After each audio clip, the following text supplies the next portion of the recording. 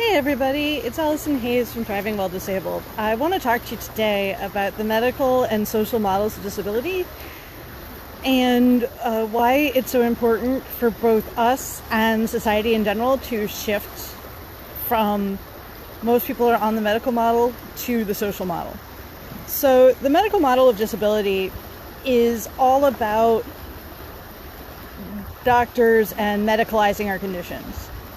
So it's viewing us disabled people as inherently broken and using doctors and other medical care to fix us or get us as close to normal as possible.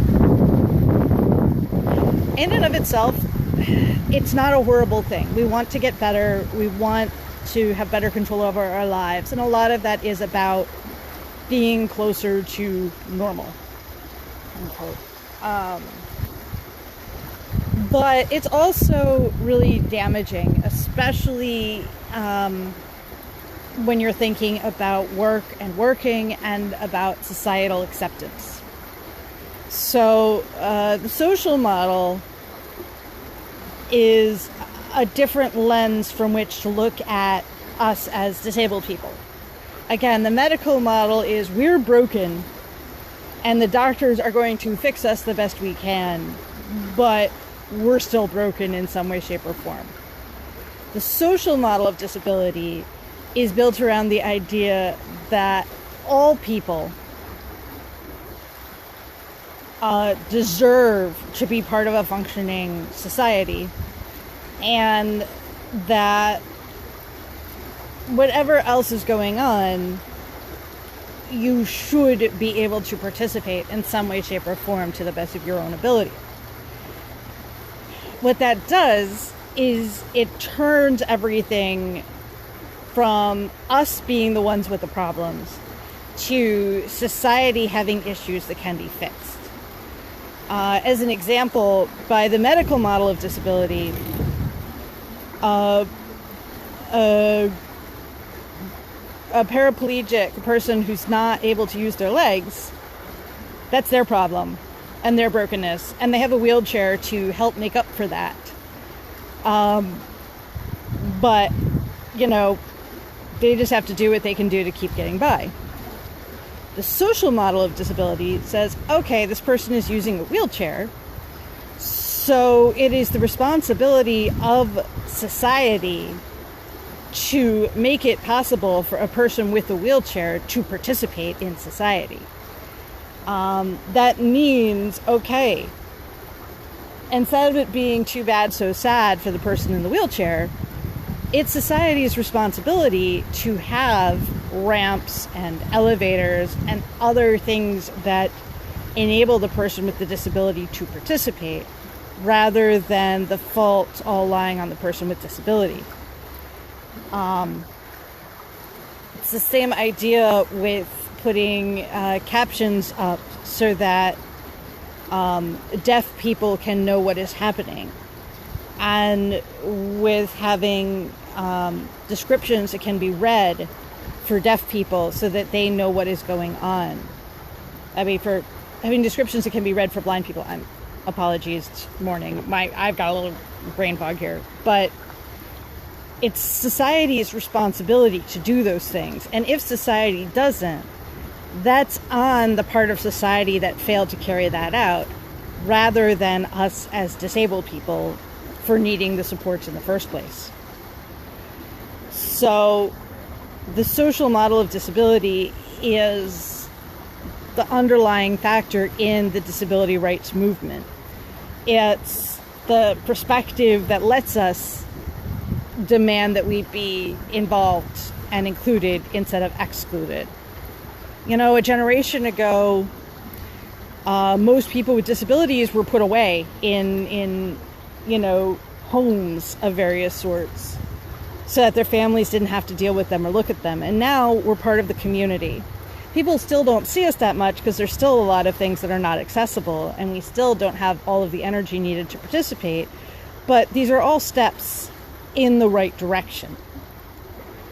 Another step in the right direction that's interesting to read about is universal design, which is a design concept which is useful for anything from like large design, like planning cities and parks, to small scale design like creating a better can opener. But the idea of universal design is to focus on how to make it accessible and usable for all people, rather than, as is traditional, how to make it accessible and usable for the average person. Universal design is all about making it simpler, more intuitive, less energy required,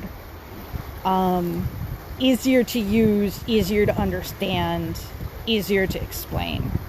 And the details depend on, what exactly they're designing.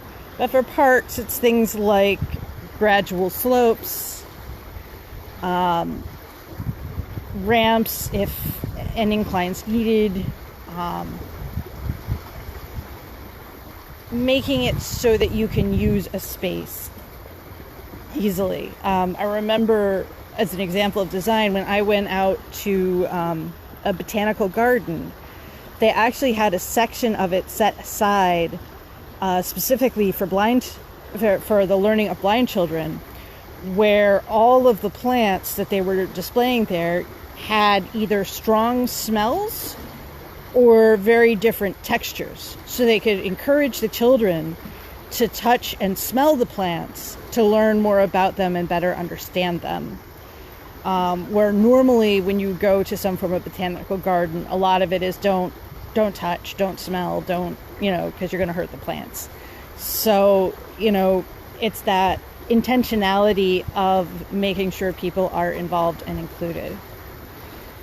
So I just want to put these ideas out there so that you guys understand there are movements, there are concepts that help us be a better part and a bigger part of society.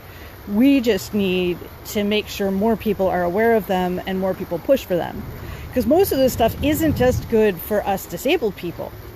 It's also helpful for children, for grandparents, for people who aren't disabled, but just a little, off the scale of normal and normative in whatever way.